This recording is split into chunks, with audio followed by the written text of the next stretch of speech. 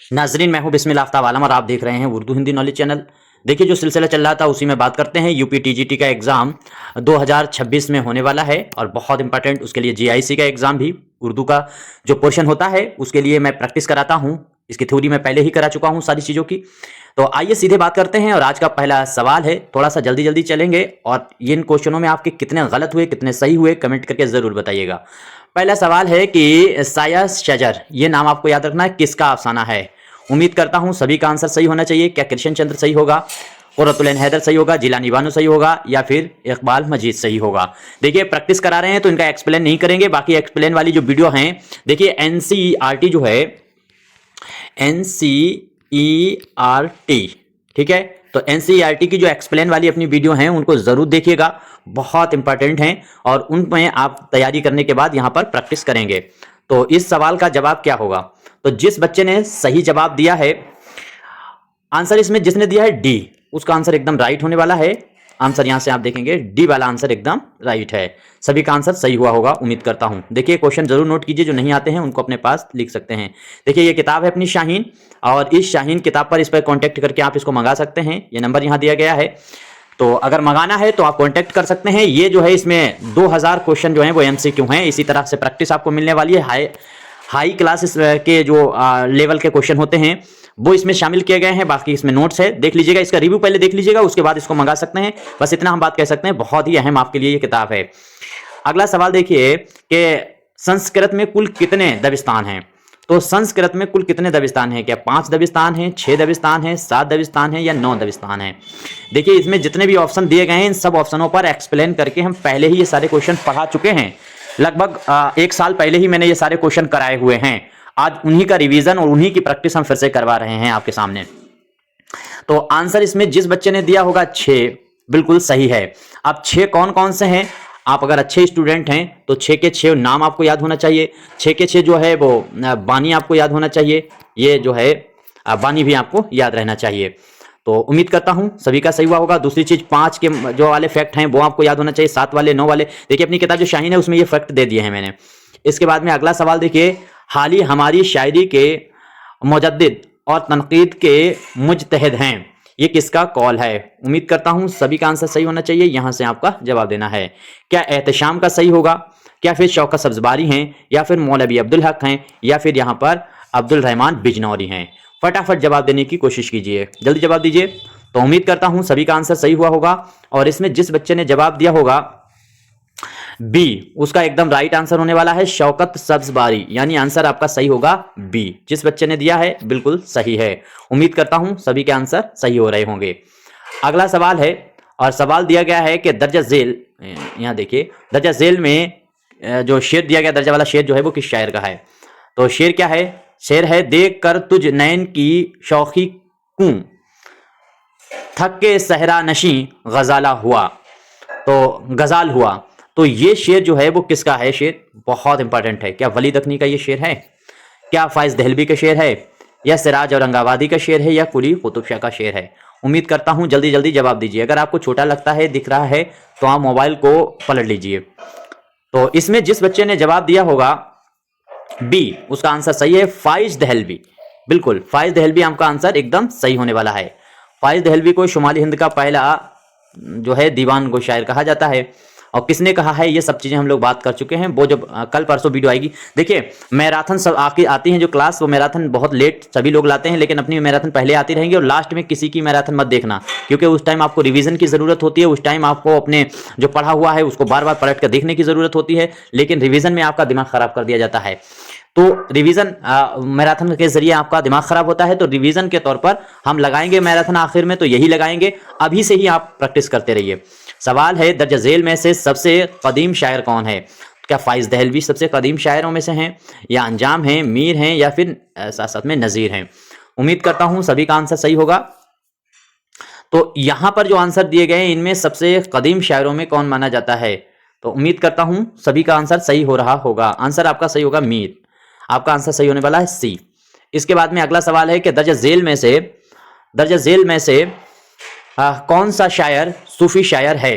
अब जो दिए गए हैं इनमें आपको पहचानना है सूफी शायर कौन है। उम्मीद करता हूं सभी का आंसर सही होगा। क्या फाइज हैं, या साथ साथ में अंजाम है, मीर है, मजहर जाने जाना। अब इसमें जो दिए गए हैं उनमें आपको बताना है, जल्दी जल्दी जवाब दीजिए।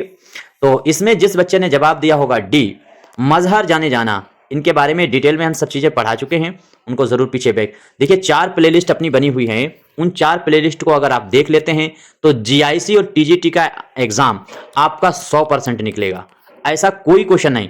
3 चीजें, ये 4 प्लेलिस्ट अपनी देख ले और अपनी किताब अगर शाहीन है उसका मुताला आपने रिवीजन कर रखा है, तो फिर ये एग्जाम में ऐसा कोई क्वेश्चन नहीं होगा जिसको आप टच ना कर पाए।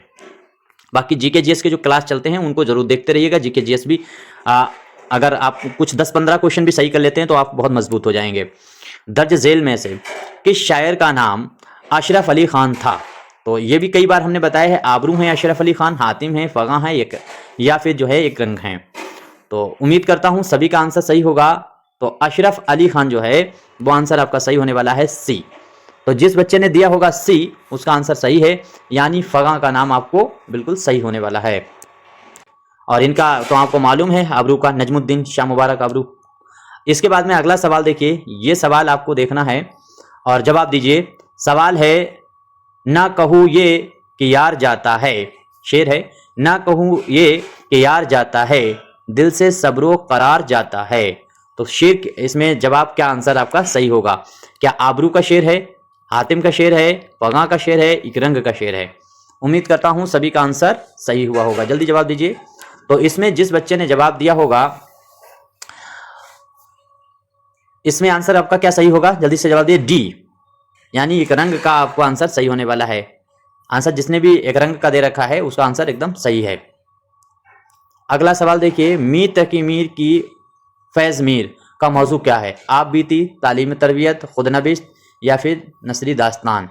तो इसमें क्या आंसर सही होने वाला है? उम्मीद करता हूं सभी का आंसर सही होगा। देखिए जिक्र मीर अगर पूछा जाए वो अलग है, ये फैज मीर आपके सामने आंसर में दिया गया है। तो आंसर आपका सही होगा बी, तालीम और तरबियत आपको याद रखना है। ये किताब कैसी है? तो तालीम और तरबियत की बात की गई है इस किताब में। चलिए अगला सवाल देखते हैं। देखिए आज हम एक्सप्लेन नहीं कर रहे, बहुत आराम से हमें क्योंकि प्रैक्टिस करानी है, तो प्रैक्टिस के तौर पर हम लोग ये चल रहे हैं। और मैं वही बात कहता हूं कि इस प्रैक्टिस के ही जरिए आप सफल हो सकते हैं, बाकी और कोई तरीका नहीं है सफल हो जाएं। अच्छा ये देखिए अपने नोट्स हैं, अपनी जो किताब शाहीन है, इसमें यह शाहीन किताब है, इसमें जो किस तरीके से कंप्लीट एग्जाम के लिए ये बेस्ट बुक है शाहीन, और इसको आप मंगवा सकते हैं। इसके बारे में देख लीजिए इसमें है क्या। देखो तो एमसीक्यू प्रैक्टिस सेट भी हैं, ठीक है, साथ साथ में इसमें जो ग्रामर के भी प्रैक्टिस सेट दे रखे हैं, और इसी में जो है नोट्स भी दे रखे हैं इस किताब के अंदर। ये आप यहाँ से देख सकते हैं, बाकी मंगाना चाहे तो देख सकते हैं, मंगा सकते हैं, ये इस नंबर पर कांटेक्ट कर सकते हैं, नंबर भी स्क्रीन पर आपको दिख रहा है। सवाल देखिए, हसरत तामीर, हसरत तामीर नाबिल जो के नाबिल निगार कौन है? हसरत तामीर के नाबिल निगार कौन है? तो ये नाबिल आपको बताना है। ये कई बार हमने पूछा है इसको। अख्तर और एनबी यहाँ का सही होगा, मुंशी सज्जाद हुसैन हैं, कौसर इस साथ में कौसर चांदपुरी हैं, या फिर काजी अब्दुल सत्तार हैं। तो फटाफट जवाब देने की कोशिश कीजिए, उम्मीद करता हूं सभी का आंसर सही हुआ होगा। और इसमें जिस बच्चे ने भी जवाब दिया होगा फर्स्ट, यानी उसका आंसर एकदम सही है। अख्तर और एनबी का नाम आपको याद रखना है। अगला सवाल देखिए, सवाल है, मुहक्किक को खतावत से इख्तराज वाजिब है, ये कॉल किसका है? देखिए ये कॉल PYQ में पूछा जा चुका है 2 बार, इसलिए आपको याद ही रखना चाहिए। काजी अब्दुल वदूद हैं, नूरुल हसन नकवी एक। देखिए प्रैक्टिस में आप अपने आप जरूर पढ़िए, अगर आप अपने आप नहीं पढ़ रहे हैं तो फिर आपसे का काम नहीं बनने वाला है, क्योंकि सबसे सरल तरीका होता है आप अपने आप जरूर पढ़ें। अगर अपने आप नहीं पढ़ें तो हम गारंटी कर रहे हैं कि आप किसी भी कीमत पे एग्जाम को नहीं निकाल पाएंगे। अपने आप तो आपको पढ़ना ही पढ़ना पड़ेगा। तो इसमें आंसर आपका सही होगा ए, जिसने भी दिया होगा ए उसका आंसर एकदम राइट होने वाला है, यानी काजी अब्दुल वदूद। अगला सवाल देखिए, सवाल है, तनकीदी बुनियाद की वो तनकीदी बुनियाद किस मुसन्निफ के काम की? अब डॉट डॉट कहां पे आएगा? तो यहां पर आएगा क्या तारीफ होता है, तकाबिल होता है, इस्तिदलाल होता है, या मुदद्दल तौज़ीह होता है? बहुत आसान सवाल है, ये घूमता रहता है और सभी को मालूम होगा। तो डी आंसर, मुदद्दल तौज़ीह जो है आपका आंसर सही होने वाला है डी। उम्मीद करता हूं सभी का आंसर सही होगा। क्वेश्चन जरूर अपने आप जरूर देखिएगा। फोर्ट विलियम कॉलेज में जदीद हिंदी नस्र का वानी किसको माना जाता है? जदीद हिंदी नस्र का काजिम अली जवां, लल्लू लाल कभी, मजहर अली खान बिल्ला, और साथ साथ में हैदर बख्श हैदरी। तो ये मैंने आपको कई बार बताया था कि उर्दू हिंदी का लफड़ा जो है वो इसी ने पैदा किया था, जिसका नाम है लल्लू लाल। इसने ही रस्मुल खत के आधार पर जबान को बांट दिया। तो कुछ लोग इतने गधे हैं आज भी रस्मुल ख़त को ही ज़बान मान लेते हैं, दिन भर उर्दू बोलते हैं और हर चीज़ लिखते हैं, हिंदी की स्क्रिप्ट में हैं तो लिखे हुए को वो समझ रहे हैं कि हम हिंदी लिख रहे हैं, हिंदी बोलते हैं, हिंदी भाषा बोलते हैं। हिंदी भाषा तुम्हारे दादा परदादा ने नहीं बोली, तुम क्या बोलोगे? आगे देखिए, इसमें सवाल है कि दर्जा झेल में से शेर किसका ये शेर जो दिया गया है वो किस शायर का शेर है? हिंदी बोलने का मतलब होता है आप हिंदी बोलें, हाथ को हाथ नहीं हस्त बोलें, घोड़े को घोड़ा नहीं बल्कि हस्त बोलें, हाथी को हाथी ना बोलें बल्कि गजानंद बोलें, तब आपको हम जानेंगे हिंदी आप बोल रहे हैं। आगे देखिए, तो इसमें ये शेर दिया गया है, शेर है सद जलवा रूबरू है जो मिज़गा उठाइए, ताकत कहाँ कदीद का एहसां उठाइए। बहुत मशहूर शेर है और मेरे फेवरेट शायर का शेर है। उम्मीद करता हूँ सभी का आंसर सही हुआ होगा और आंसर आपका जो सही होगा वो है गालिब। यहाँ पे ये देर बहुत ज़्यादा अंदर कर दिया गया है, टफ पुराने प्रैक्टिस से जो है ये PDF है तो थोड़ा सा मिस्टेक मुझे नज़र आती है, यही आपस में मिला के लिख दिया गया है। तो गालिब फिलहाल तो 64 का आपने जिस बच्चे ने ये दिया उसका आंसर सही होने वाला है। अगला सवाल है कि दर्ज झेल में से किस शायर का असल नाम सैयद मोहम्मद मीर था? तो सैयद मोहम्मद मीर है, दर्द का है, सोज का है, मीर असर हैं या फिर बानी है। तो उम्मीद करता हूँ, देखिए ये बानी जो है, ये सारे शोरा जो यहाँ दिए गए हैं वो सब NCERT में दिए गए हैं और NCERT जो है मैंने कहा था कि 25 क्लास में हम NCERT की बुक जो है वो पूरी आपको पढ़ा देंगे और इस बुक को पढ़ने के बाद आप बहुत मजबूत हो जाएंगे और फिर ये जितने NCERT में क्वेश्चन हैं उनकी सबकी प्रैक्टिस भी करा देंगे हम एक साइड से। तो ये आप ज़रूर वीडियो देख लीजिएगा, कुल मिलाकर के 10 वीडियो कंप्लीट हो चुकी हैं, उनको ज़रूर देखिएगा NCERT की। इसमें आंसर जिस बच्चे ने दिया होगा सी, उसका एकदम राइट आंसर होने वाला है, यानी आपका आंसर सही होगा मीर असर। अगला सवाल देखिए, सवाल है यकीन का बानी वतन कौन सा है? यकीन का आवाई, सॉरी क्या बता रहे हैं, यकीन का आवाई, तो यकीन जो था उसका आवाई वतन। देखिए आवाई वतन उनके खानदान कहाँ का था, इस तरीके के क्वेश्चन आपसे पूछता है, ये आपको मालूम होना चाहिए। तो आंसर आपका सही होगा दिल्ली, यानी आपका सी आंसर सही होना है। यकीन जो हैं उनका आबाई वतन दिल्ली है। दर्ज झेल में से किस, यहाँ पे देखिए, दर्ज झेल में से किस मसनवी पर सहरुल बयान का रंग नजर आता है? एक नया तरह का सवाल है और आने वाला सवाल है, इसलिए आपको याद होना चाहिए। मैं कई बार कह चुका हूँ कि क्वेश्चन जो नहीं आते हैं, जो गलत होते हैं, वो उन्हें ज़रूर बताइए, उन्हें नोट ज़रूर कीजिएगा, कागज़ कलम लेकर के बैठिएगा। तो तोतीनामा है, गुलजार नसीम ज़हर इश्क है या जज्बे इश्क है, वो बतानी है आपको तसनीफ जिसमें सहरुल बयान का रंग नजर आता है। तो आंसर आपका सही होगा फर्स्ट, जिसने भी दिया है तोतीनामा, यह आपका आंसर सही होगा, इसमें रंग सहरुल बयान का है। और सहरुल बयान का रंग किसमें है? साकी नामा जो नज्म लिखी थी, मसनवी ही है इसकी, इकबाल की, तो उसमें भी इसका रंग और इसकी बहर नजर अंदाज है सहरुल बयान का। दर्जा झेल में से, अब यहाँ से देखिए कि दर्जा झेल में से, सॉरी हाँ, दर्जा झेल में से इस मसनवी में अपने दौर की तहजीबी व समाजी और माशरती वजाहत बाज़ा होती है। तो वो मसनवी आपको पकड़ना है जिसमें अपने दौर की मजहबी, सियासी, समाजी यानी हर तरह की चीज़ें नजर आएँ। क्या सहरुल बयान हो सकती है? क्या गुलजार नसीम है? क्या फिर इस साथ साथ में जो है गुलजार इरम है या फिर नकल कलावंत है? एक चीज़ यहाँ पर कॉमन फैक्ट बताएं, ये पहली वाली, ये तीसरी वाली, ये चौथी वाली, ये तीन मसनवियाँ जो हैं वो मीर, आपको याद रखना है, मीर हसन की हैं, मीर हसन की, तीनों मीर हसन की हैं। तो उम्मीद करता हूँ, देखिए लखनऊ की मजम्मत किस में की गई ये आपको याद रखना है, गुलजार इरम में आपसे कई बार पूछा जा चुका है। अब जवाब आपको देना है, उम्मीद करता हूँ सभी का। तो आंसर आपका सही होगा पहला वाला सही है, यानी सहरुल बयान। अगला सवाल देखिए, बच्चों को जबान सिखाने के लिए आसान तरीका क्या है? किताब पढ़कर, तस्वीरें को देखकर, या फिर जो है कलम यहाँ पर फिल्म देखकर, या फिर जो है वो रेडियो सुनकर। तो बच्चों को जो है सिखाने का आसान तरीका आपको बताना है। खासतौर से ये TGT के लिए बहुत अहम सवाल है। इस तरीके के सवाल आते हैं पेडागोजी से, तो जो आपके लिए मुश्किल होंगे। आंसर आपका सही होने वाला है बी, जिसने भी दिया है तस्वीरों को देखकर। यानी बच्चों को क्या होता है, आपने देखा होगा छोटे बच्चों की किताब अगर आप देखेंगे तो वो मतलब उनके सामने जो है वो ऐसे ऐसे के चित्र आपको बने मिलेंगे। कहीं जो है वो रेबिट का मिलेगा, कहीं किसी चीज़ का, मतलब उनकी जो भी किताबें होती हैं उनमें चित्र जरूर दिए जाते हैं। तो इससे भी एक अंदाज़ा आप लगा सकते थे।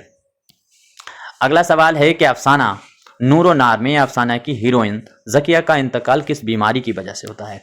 बहुत इंपॉर्टेंट अफसाना है, एक बार ज़रूर आप सभी को पढ़ना चाहिए, इसका खुलासा पढ़ना चाहिए। इसके कैरेक्टर बहुत अच्छी सीख देने वाला अफसाना है। तो बहादुर अली हुसैनी का ये लिखा हुआ अफसाना है। उम्मीद करता हूँ सभी का आंसर इसमें सही हुआ होगा। तो इसमें जो होता है उसे टीबी हो जाती है, टीबी हो जाती है। बाद में इसी की वजह से, ज़किया की वजह से उसके शौहर को टीबी हो जाती है, दोनों ऐसे ही मर जाते हैं। आंसर आपका बी सही होगा। देखिए ये फिर आपके सामने आ गया है, इस किताब पर अगर आप चाहें तो मंगा सकते हैं, इसको देख लीजिएगा, मैंने आपको बता दिया था शाहीन को। और ये जो है वो यहाँ से अगर आप देखेंगे तो सिर्फ यूपी टीजीटी 2025 और 26 के एग्जामों के लिए है उर्दू में। तो इसमें नोट्स और जो टेस्ट दिए गए हैं वो इंपॉर्टेंट हैं। बाकी नंबर आपको जो स्क्रीन पे दिख रहा है इस पर आप बात कर के मंगा सकते हैं। पहले रिव्यू देख लेना अगर आपको लगता हो, वरना अगर मुझ पर यकीन है तो मंगाइए, गारंटी कर रहे हैं आपको फ़ायदा होगा। मोहम्मद हुसैन आज़ाद ने नज़्म शब कद्र अंजुमन पंजाब के किस जलसे में पढ़ी थी? तो कई बार बताया इन्होंने, तो जो है वो नज़्में सिर्फ 4 पढ़ी थी ना। सबसे पहले कौन सी पढ़ी थी? बरखा रुत है, फिर दूसरी कौन सी पढ़ी थी? तो शब कद्र है, इस तरीके से आपको याद रहें। फिर हुब्बे वतन है, ऐसे पढ़ी हैं इन्होंने चारों। खैर हम तफसील बताने नहीं बैठे हैं, बट फिर भी ज़बान में आता है तो बता देते हैं। आंसर आपका क्या सही होगा? फटाफट जवाब देने की कोशिश कीजिए। आंसर आपका सही होगा फर्स्ट, यानी आंसर है वो अप्रैल 1874 अप्रैल। देखिए अब डेटे फिक्स भी आपको याद करना चाहिए क्योंकि वो लगातार इस तरीके से पूछते हैं। तालीम ही तो फ़लसफ़े का मुहर्रिक ज़रिया है, किसका कौल है? आप भी एक बार इसको ज़रूर पढ़िएगा, पढ़ने से आपको जल्दी याद होता है। तो क्या आंसर इसमें क्या सही होने वाला है? हार्वर्ड का है, टी एस इलियट हैं, अरस्तू हैं, या फिर जो है एडमस हैं? तो इसमें आंसर जिस बच्चे ने दिया होगा फटाफट जल्दी जल्दी जवाब देने की पहले कोशिश किया कीजिए। डी वाला आंसर जिसने भी दिया है सही है, यानी एडमस का नाम आपको याद रखना है और ये आपको हर हाल में अपने पास नोट कर लेना चाहिए अगर नहीं पता है। आगे सवाल है कि दर्जा झेल में से कौन सा लफ्ज़ बाकायदा तालीम में शुमार होता है? तो तालीम में शुमार जो है नहीं होता है, तो कौन सा जो है वो शुमार नहीं होता है? कॉमन सेंस का है। देखिए स्कूल तालीम इसके बगैर कहाँ होगी भाई? मज़हब, साथ साथ में जो है वो कुतुब खाना और तरीक़ा तालीम। देखिए तरीक़ा तालीम तो तालीम से ही जुड़ा हुआ है और स्कूल में ही तालीम दी जाती है, तो दो तो हो गए। मकतब जो है खाना, इसमें भी तो तालीम दी जाती है। पहले मकतब ही तो कहते थे, इंटर हाई स्कूल तक के जो स्कूल हुआ करते थे, सॉरी 8वीं तक, और उससे ऊपर जो होते थे वो मदरसा हो जाते थे। तो इस तरीके की तालीम अलग थी मुगलिया ख़ानदान की, मुगलिया दौर की। यहाँ पर मज़हब होगा, मज़हब को यहाँ पर ऑप्शन को सही नहीं माना जाएगा क्योंकि मज़हब जो है वो एक ख़ास चीज़ की अपनी, जैसे इस्लाम जो है वो सिर्फ अपने मज़हब की बात करेगा, दूसरे वाले दूसरे मज़हब की बात करेंगे, तो ये इसका दायरा जो है वो थोड़ा सा छोटा है। छोटा मतलब अपने हिसाब से चलता है, अपने मज़हब के हिसाब से। बाकी वो हैं इनमें अपना सभी के लिए होता है, कोई भी धर्म के हों, कोई भी मज़हब के हों। सवाल है बच्चे की तालीम का बेहतरीन ज़रिया किसको करार दिया जा सकता है? स्कूल सख्ती, ये चीज़ देखिए स्कूल सख्ती वाला जो मैटर है ये कभी नहीं सही हो सकता, सख्ती से तो कभी भी नहीं। हिदायत न दीजिए इश्क करने वालों को, हिदायत न दीजिए इश्क करने वालों को, ये समझाने से तो आग और भड़क सकती है। तो वो वाली बात हो जाती है कि अगर आप पीटोगे तो और बच्चा बदतमीज़ बनेगा। पीटने का उपचार नहीं होता है, पीटने से आदमी उग्र होता है। कोई भी मैटर हो, कभी भी और किसी भी स्तर, जैसे कोई देश है और वो दूसरे देश को दबाना चाहे, अगर पीट के वो दबाना चाहे तो ऐसा नहीं होगा और हमेशा नफरत करेगा, और एक दिन ऐसा चांस मिलेगा कि वो बदला ले लेगा और उसका बदला इतना खुखार होगा कि तुम सोच और समझ नहीं सकते। इसलिए चाणक्य ने कहा था कि अपने से कमज़ोर से और अपने ताकतवर इन दोनों से कभी दोस्ती नहीं करना चाहिए। अपने कमज़ोर से और अपने ताकतवर से दोस्ती कभी नहीं करना चाहिए। चाणक्य को हम उर्दू में ट्रांसलेट कर रहे हैं, तो कभी काहे नहीं करने चाहिए। अपने कमज़ोर से करोगे तो वो हमेशा तुम्हें दुखी करे रहेगा, कहीं ये मांगेगा, कहीं वो मांगेगा, कहीं ये चीज़ दे दो, वो चीज़ दे दो, ये करता रहेगा। और ताकतवर से मांग करोगे दोस्ती तो वो किसी दिन भी तुम्हें धोखा दे देगा और तुम उसका कुछ बाल भी का नहीं कर सकते। तो दोनों से दोस्ती कभी नहीं करना चाहिए। इसी तरीके से अपना एक हम बात नहीं करना चाहते, बट इसी तरीके से सऊदी अरब है। सऊदी अरब की क़यामत बिल्कुल सर पे मंडरा रही है। वो उससे बड़ा बदतमीज़ पूरी दुनिया के अंदर कोई देश नहीं है। उसके ज़्यादा प्रिंस से ज़्यादा अय्याश कहीं के प्रिंस नहीं मिल सकता तुम्हें। उसी की देन है कि जो ईरान पर और ये सब हमले हुए हैं, उसने ट्रंप को मना करके कहा था कि आप हमला कीजिए इस पर। तो आप ऐसे समझ सकते हैं, और उसे ये नहीं पता है कि अगर ये हमला सफल हो जाएंगे तो फिर उसके बाद में जो है वो अमेरिका सऊदी अरब को भी साफ करेगा।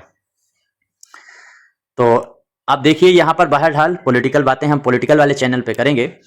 अब इसमें जो आंसर आपका क्या सही होने वाला है, मादरी ज़बान होना चाहिए। तो देखिए मादरी ज़बान, ये देखिए जो अभी तीसरी पॉलिसी आई है ना एजुकेशन की, ओफो, ये तीसरी पॉलिसी जो एजुकेशन की आई है, तो उसमें भी मादरी ज़बान यानी अपनी इलाकाई ज़बान, अपने वतन की ज़बान को अहमियत दी गई है। तो आंसर ये सही होने वाला है। कृष्ण चंद्र ने खूबसूरत मंजर पेश किया है, कश्मीर का, मुंबई का, पंजाब का। तो आइए, तो आंसर आपको सभी को मालूम ही होगा, इसमें कौन सी बड़ी बात है। उम्मीद करता हूं सभी का ये आंसर सही हुआ होगा। तो इसमें आंसर आपका क्या सही होगा? 75 का आपको आंसर फटाफट जल्दी जवाब देना चाहिए। देखिए मैं रुक जाता हूं ताकि आप सोच लें और दिमाग में क्वेश्चन को फीड कर लें। तो पहला वाला सही होगा, यानी कश्मीर। सभी का आंसर सही हुआ होगा। इसके बाद में अगला सवाल देखिए। अगला सवाल ये है कि एहतशाम हुसैन का ताल्लुक किस दबिस्तानी तनकीद से? तो एहतशाम किस तनकीद के हैं, ये आपको बताना है। एहतशाम हुसैन का ताल्लुक किस जो है दबिस्तानी तनकीद से है? जमालियाती, माशरती, या फिर जो है मतनी है, तासुराती है? तो देखिए यह एहतशाम जो है वो हमेशा समाज की बात करते थे। तो तरक्की है, मार्कसी, इन्हीं में इनको गिना जाएगा। तरक्की या तो होगा ऑप्शन में, या मार्कसी होगा, या फिर जो है जो है क्या कहते हैं ये समाज जुमला होगा। तो इन्हीं से जुड़े हुए एहतशाम हैं। चलिए ठीक है। इसके बाद अगला तो क्वेश्चन अब ये देख लीजिए। चलिए यहीं तक रखते हैं, इसको देख लीजिएगा। अगर आपको मंगाना हो तो मंगा सकते हो। ये अपनी जो किताब है शाहीन, उसको मंगा सकते हैं। ये देख लीजिएगा, ये 2026 के लिए ही लिखी गई है। 2026 के जो एग्जाम है उसी के लिए है किताब। और किताब जो है वो कॉन्टैक्ट नंबर आपको स्क्रीन पर दिख रहा होगा। ये आपको नंबर यहाँ से देख करके इस पर बात कर सकते हैं और इसका रिव्यू देख सकते हैं। इसमें क्या क्या चीज़ें हैं ये यहाँ से देख लीजिएगा। ये सारी चीज़ें आपको इसमें मिलने वाली हैं। नोट्स वगैरह इसके अंदर दिए गए हैं और बहुत सस्ती बुक है। बाकी आप जो चाहें मशवरा दे सकते हैं। वीडियो अच्छी लगे तो लाइक कर सकते हैं, वरना डिसलाइक कर सकते हैं। शुक्रिया।